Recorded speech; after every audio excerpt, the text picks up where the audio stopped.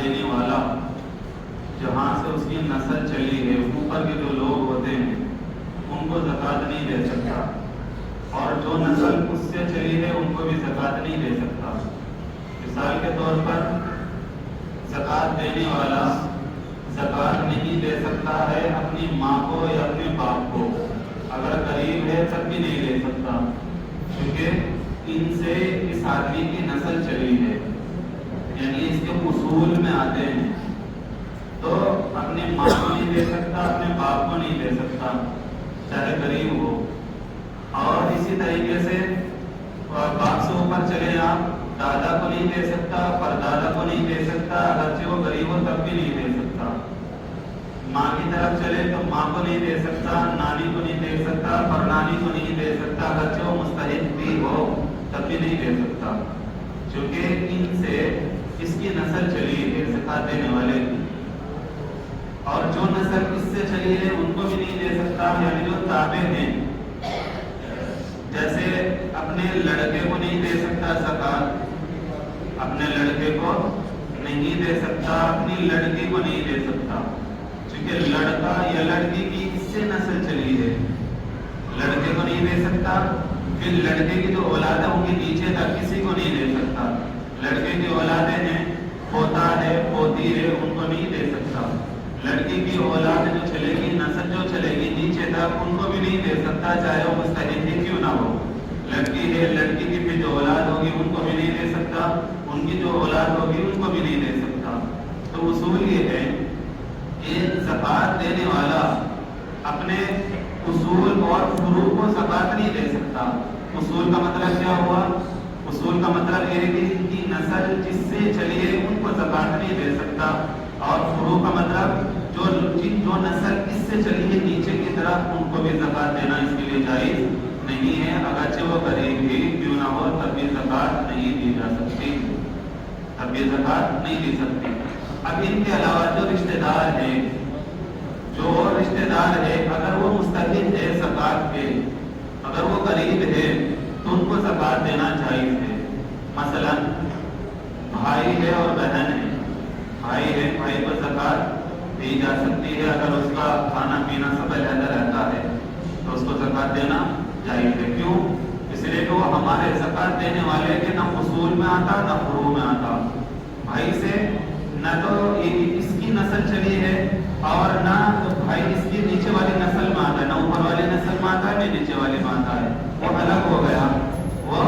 الگ ہو گیا، تو بھائی کو زکوٰۃ دینا جائز ہے اگر وہ مستحق ہے۔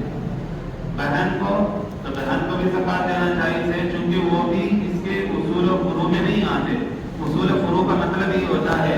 اصول کا مطلب جن سے ہماری نسل چلے، باپ دادا ماں وغیرہ، اور فروع کا مطلب ہوتا ہے جو نیچے کی طرف ہوتے ہیں، بیٹا بیٹی اور پوتا وغیرہ، یہ سب نواسا نواسی سب آتی ہے۔ تو بہن جو ہے وہ اس کے اصول و فروع میں نہیں ہے، بھائی بھی اس کے اصول و فروع میں نہیں آتے، تو اس لیے بھائی اگر مستحق ہے، بہن اگر مستحق ہے تو ان کو زکوٰۃ دینا جائز ہے۔ خالہ کو بھی دے سکتے ہیں، پھوپھی کو بھی دے سکتے ہیں، اور اسی طرح تاؤ اور چچا کے لڑکوں وغیرہ کو بھی زکوٰۃ دینا جائز ہے، چونکہ یہ سب کے سب ان کے اصول و فروع میں نہیں آتے زکوٰۃ دینے والے کے۔ ہاں، ان لوگوں کو زکوٰۃ دینا جائز ہوگا اگر وہ زکوٰۃ کے مستحق ہے تب۔ اسی طرح زکوٰۃ دینا ناجائز ہے، منع ہے کافر کو، کافر کو زکوٰۃ دینا جائز نہیں ہے۔ اسی طرح مالدار آدمی کو بھی زکوٰۃ دینا جائز نہیں ہے۔ اسی طرح زکوٰۃ دینا منع ہے، شوہر بیوی کو نہیں دے سکتا اور بیوی شوہر کو نہیں دے سکتی، شوہر بیوی کو نہیں دے سکتا، اگرچہ بیوی سی غریب ہی کیوں نہ ہو، مستحق ہی کیوں نہ ہو، تب بھی اپنی بیوی کو زکوٰۃ دینا جائز نہیں ہے۔ بیوی اپنے شوہر کو نہیں دے سکتی، اگرچہ اس کا شوہر غریب ہی کیوں نہ ہو، تب بھی بیوی اپنے شوہر کو زکوٰۃ نہیں دے سکتی۔ تو ایک ہی آدمی ہو گئے، ایک تو یہ ہوگا کہ زکوٰۃ دینے والا اپنی ماں، باپ، نانا، اپنے باپ، دادا، پردادا، اوپر تک کسی کو زکوٰۃ نہیں دے سکتا، ماں، نانی، پرنانی، اوپر تک کسی کو زکوٰۃ نہیں دے سکتا، اور اسی طرح اپنے بیٹا اور پوتا، پوتیاں وغیرہ کو زکوٰۃ نہیں دے سکتا، اور اسی طرح بیٹی اور بیٹی کی جو لڑکیاں اور لڑکے ہوں گے ان کو زکوٰۃ نہیں دے सकता, शोहर बीवी को नहीं दे सकता और बीवी शोहर को नहीं ज़कात दे सकती है। इसी तरह खाते को देना ज़कात का माल जायज़ नहीं है, और मालदार आदमी को भी ज़कात का माल देना जायज़ नहीं है। एक मसला। अच्छा, दूसरा मसला एक ये है, हम किसी को ज़कात देना चाहते हैं गरीब आदमी को, तो उसकी इतनी ज़्यादा तहकीक भी न करे कि सामने वाले की जिल्लती हो जाए, सामने वाले को अपने आप को जलील होना पड़ जाए या उनको जलील करने लगे। इतनी ज़्यादा तहकीक की ज़रूरत नहीं होती, हल्की फुल्की सी तहकीक करे। अगर आपको लगता है कि वो मुस्तहिक है तो ज़कात का माल देना उसको जायज़ है, ज़कात का माल देना उसको जायज़ है। अब आपने एक आदमी को ज़कात दी गरीब समझकर, वो फकीर की लाइन में खड़ा था या उसके बारे में मशहूर था बहुत गरीब है, और आपने ज़कात का माल हल्की फुल्की तहकीक के बाद दे दिया। अब बाद में आपको पता चला कि वो गरीब नहीं है, वो तो मुझसे भी ज़्यादा मालदार है, वो गरीब नहीं है, वो तो मालदार आदमी है। उसको